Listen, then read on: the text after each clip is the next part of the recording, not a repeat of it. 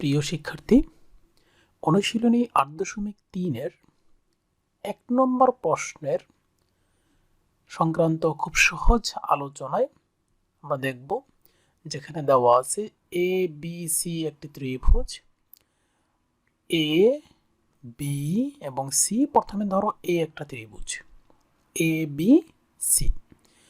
সেখানে এই যে বি কোণ, এই বি কোণ এবং সি কোণ, এই কোণের যে সমদ্বিখণ্ডক, এই যে বাহুটা যেমন বিপি, এটা হচ্ছে তার সমদ্বিখণ্ডক বাহু। আবার সি কোণের সমদ্বিখণ্ডক হচ্ছে সিপি, যেখানে তারা পরস্পর পি বিন্দুতে ছেদ করে। সেটাই বলেছে, তারা দুই কোণের সমদ্বিখণ্ডক দ্বয় পি বিন্দুতে ছেদ করে। এবং বহির্খণ্ড মানে বি কোণের এই যে সমদ্বিখণ্ডক বি কোণ এবং বি এর যে বহির্খণ্ডক, এই খণ্ডক দুইটা আবার কিউ বিন্দুতে ছেদ করে। যেমন বি কোণের ক্ষেত্রে বি কিউ এবং সি কোণের ক্ষেত্রে সি কিউ, যে সমদ্বিখণ্ডক দ্বয় বা যেটা মানে বাইরের দিকে, এই কারণে বলছে বহির্দ্বিখণ্ডক, যেহেতু বাইরের দিকে বহির্দ্বিখণ্ডক, তারা কিউ বিন্দুতে মিলিত হয় বা কিউ বিন্দুতে ছেদ করে। প্রমাণ করতে হবে যে পি বি সি কিউ মানে এরা হচ্ছে সমবৃত্ত। সো আমরা এবার প্রমাণে আসি। এই যে কথাটা যেটা কোশ্চেনে দেওয়া থাকবে, সেটা তোমরা তোমাদের মতো করে সহজ ভাষাতে নিজের মতো করে এটুকু লিখতে হবে। এটার কোনো সুনির্দিষ্ট নিয়মাবলী নাই, তুমি যেভাবেই লিখবে জাস্ট ওই লাইনগুলাই তুমি তোমার মতো করে লিখলেই হবে।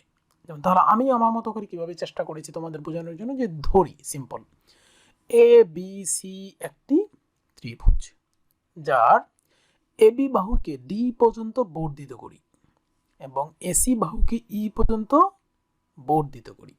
কেন বর্ধিত করব? এই যে বহিস্থ কোণটা উৎপাদন করার জন্য। ওকে,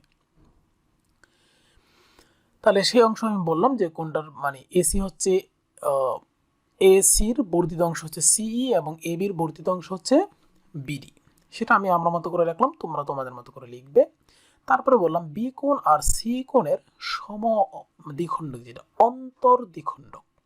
সমদ্বিখণ্ডকে আমি কি বলছি? অন্তর্দ্বিখণ্ডক, মানে ভিতরের দিকে যে দ্বিখণ্ডক, অর্থাৎ পিবি যে বাহুটা এবং পিসি যে বাহুটা, যে সমদ্বিখণ্ডক, তারা পরস্পর পি বিন্দুতে এবং বহির্দ্বিখণ্ডক যেমন বি কিউ এবং সি কিউ, তারা কিউ বিন্দুতে ছেদ করে অথবা মিলিত হয়।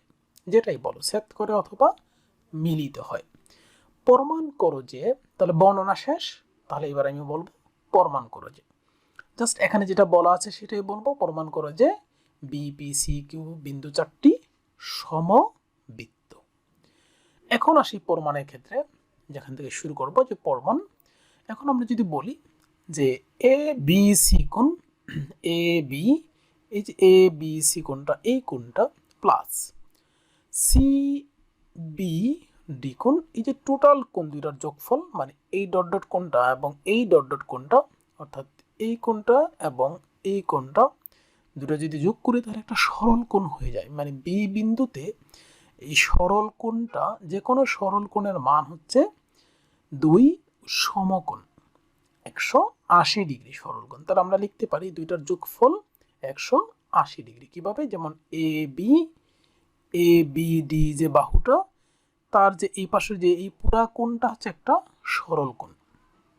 তাহলে সেই এই টোটালে কোণটা কিভাবে লিখতে পারি? দুই ভাগে লিখতে পারি, এ বি সি কোণ, সি বি ডি কোণ বা ডি বি সি কোণ, যে কোনো যেটাই বলি, টোটালে মিলে হচ্ছে দুই সমকোণ। এখন আমরা এই পাশে যদি আমরা হাফ দিয়া গুণ করি, আবার ডান পাশেও যদি হাফ দিয়া গুণ করি, তাহলে সমান সমান হয়ে যাবে। তো সেই ক্ষেত্রে এখানে যদি হাফ দিয়ে গুণ করি তাহলে সেটা হয়ে যায় 90 ডিগ্রি, মানে 180-র অর্ধেক। আর এখানে যদি এটাকে এটার সাথে গুণ করে দিই এবং হাফকে যদি এটার সাথে গুণ করে দিই, তাহলে এটা এরকম হয়ে যাচ্ছে, এটা এরকম হয়ে যাচ্ছে, half of A B C কোণ, half of C B D কোণ। তাহলে half of A B C কোণ মানে এই যে এ বি সি কোণের হাফ কোণ কোনটা? এটা তার হাফ কোণ এবং এটাও তার হাফ কোণ, যেহেতু বিপি হচ্ছে সমদ্বিখণ্ডক, বি আর পি যে বাহুটা এটা হচ্ছে সমদ্বিখণ্ডক, তার মানে এই কোণটাকে সমানভাবে ভাগ করে, তাহলে এটা আর এটা সমান, মানে অর্থাৎ এ বি পি কোণ এবং পি বি সি কোণ, দুই কোণটা সমান। তাহলে আমরা লিখতে পারি যে হাফ যে কোণটা সেটার পরিবর্তে পি বি সি কোণ লিখতে পারি, পি বি সি কোণ, অথবা এ বি পি কোণও লেখা যাবে। আবার অনুরূপভাবে সি বি ডি কোণের অর্ধেক, সি বি ডি কোণের যে অর্ধেক, এই কোণটার যে অর্ধেক, যেহেতু বিপি হচ্ছে সমদ্বিখণ্ডক, তার মানে এটা আর এটা সমান সমান, তাহলে আমরা লিখতে পারি তার অর্ধেক হচ্ছে সি বি কিউ কোণ, সি বি কিউ কোণ। অর্থাৎ তার মানে এই দুইটা কোণের যে যোগফল সেটা কোনটা হয়ে গেল, সেটা হয়ে গেল এই কোণটা, এই কোণটা হয়ে গেল টোটালি দুইটা কোণের যোগফল। প্রথমে এই কোণটা লিখলাম, তারপরে যোগ এই কোণটা লিখলাম, তাহলে হয়ে গেল পি বি কিউ কোণ হয়ে গেল। তাহলে এই দুইটার জন্য কোণের যোগফল হয়ে গেল 90 ডিগ্রি।